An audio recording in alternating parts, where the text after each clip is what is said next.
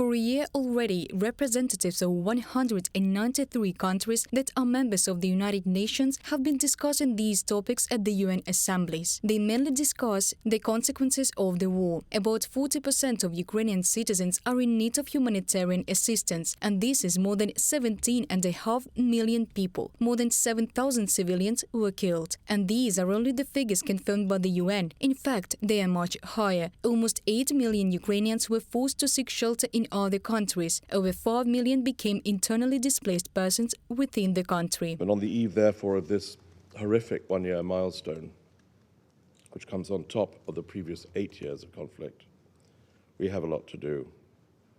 We have a lot to do together, and we can do better.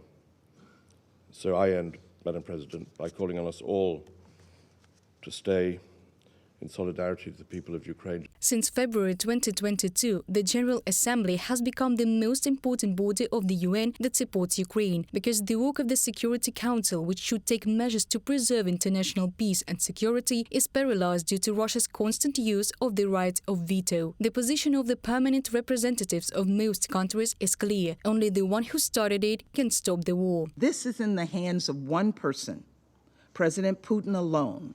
Putin started this war, and he can end it today by pulling his troops out of Ukraine and really allow for peace to take place.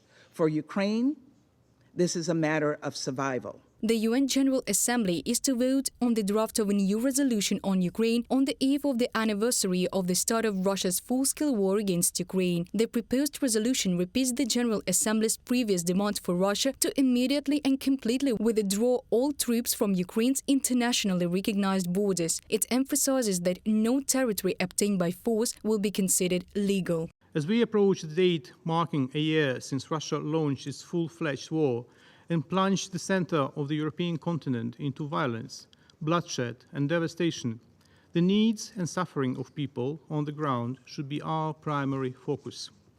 To this end, Ukraine, together with more than 30 member states, will initiate a high-level event on the 22nd February to address gross human rights violations due to the aggression against Ukraine.